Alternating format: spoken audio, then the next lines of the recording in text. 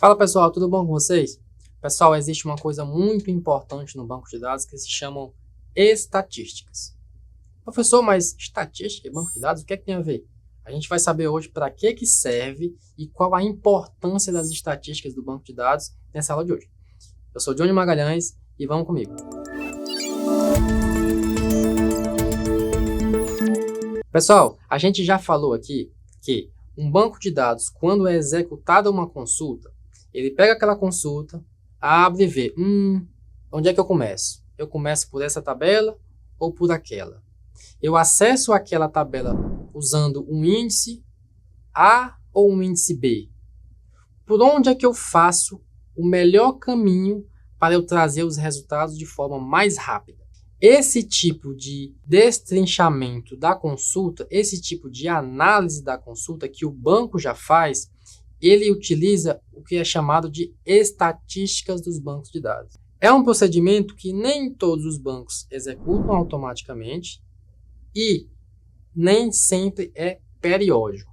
Então existem, geralmente, rotinas em cada empresa, em cada banco de dados que pega as suas tabelas e analisam as suas tabelas e salvam as suas estatísticas.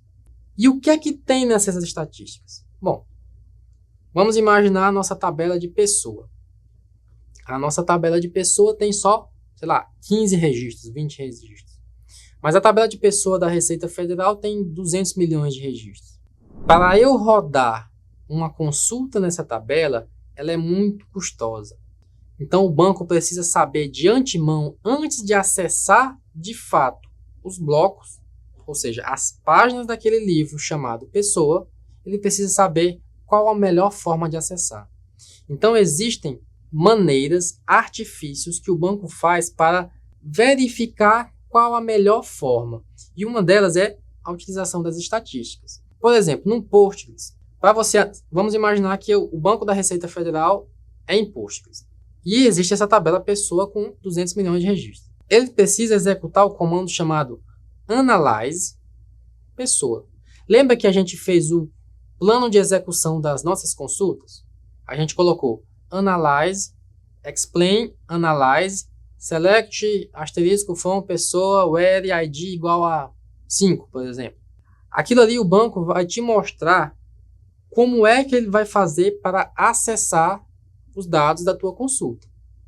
Ele vai te mostrar o plano de execução. E ele vai utilizar essas informações baseadas nas estatísticas daquela tabela de pessoa. Se nunca tiver rodado uma estatística, ele vai fazer como ele acha que dá. E aí ele pode encontrar uma solução que é chamada de subótima. Não é porque não existe estatística executada no banco de dados que o banco não vai fazer um plano de execução e tentar acessar da melhor maneira possível aquela tabela gigantesca. Ele vai tentar, mas pode ser que não seja a melhor solução.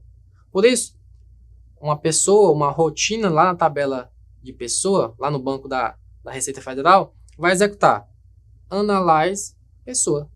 Ele vai demorar um pouco para executar, porque isso vai depender da quantidade de registros, da quantidade de colunas que tem naquela tabela. Depois vai dizer, tudo ok, está analisado. E pronto. Ele não vai dar mais nenhuma informação. Porque a partir dessas informações, quando você fizer um select na pessoa, você vai conseguir ter uma relação melhor de tempo de retorno daquela consulta. Porque o banco já sabe como analisar. Ele vai ver, já existe uma estatística para essa tabela, deixa eu ver aqui. Aí ele vai, no caso do Postgres, ele vai na PG Stats, dependendo da versão. Da 14 para baixo é da PT Stats. Da 15 para cima é PG underline Statistics. Where tab name, table name igual a pessoa. E aí ele faz essa consulta e vê, essa pessoa tem tantos registros, essa tabela de pessoa tem tantos registros, tem uma cardinalidade tal, uma distribuição tal, e aí consegue, eu consigo acessar essas informações por esses índices que fica mais fácil. E quais são essas informações que a estatística roda?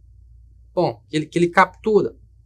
A primeira é a cardinalidade. O que é uma cardinalidade de uma tabela? É a quantidade de registros que tem. Depois, ele analisa a call card, o que é a call card? É a cardinalidade da coluna. Ou seja, quantos registros diferentes tem em todos os registros daquela tabela de pessoa para aquela coluna. E qual a distribuição, que é o call dist, para aquela coluna. Vamos pegar um exemplo prático. A tabela de pessoa tem um identificador, que é uma chave primária. Logo, se eu tenho 200 milhões de registros na tabela de pessoa, a call card da minha coluna ID também é 200 milhões, porque existem 200 milhões de registros diferentes. A call card da minha coluna CPF, vamos imaginar CPF CNPJ, uma coluna que tem as duas informações. A cardinalidade dessa coluna também é 200 milhões. Por quê? Porque subtende-se que essa coluna ela tenha um registro diferente para cada um, porque cada pessoa tem seu CPF diferente, cada empresa tem o seu CNPJ diferente. Mesmo que essa coluna CPF-CNPJ não tenha uma constraint, ou seja, uma restrição de unicidade, mesmo que ela não tenha, com o call card, o banco consegue ver, bom, essa tabela aqui não tem restrição de unicidade, mas ela tem uma cardinalidade muito alta. Então, filtrar por ela é muito bom, certo? Agora vamos supor que nessa tabela de pessoa, nós temos um tipo. E quais são os tipos da pessoa? Vamos imaginar que sejam caracteres de duas posições. PF, pessoa jurídica, PF, pessoa física, PJ, pessoa jurídica. Então, o call card, ou seja, a cardinalidade daquela coluna, para aquela tabela de pessoa, que tem 200 milhões de registros, é 2. Ou seja, dos 200 milhões de registros, só tem 2 tipos de registros diferentes. Ou é PF ou é PJ.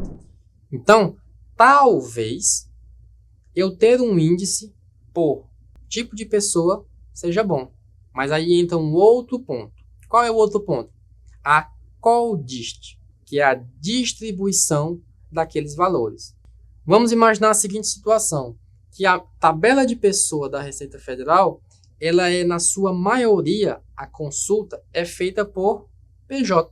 Bom, se a maioria das consultas é feita por PJ, deixa eu ver a distribuição dessa minha coluna PJ. Vamos imaginar que a distribuição desse tipo de pessoa é 90-10. Bom, 90% dos 200 milhões são PF.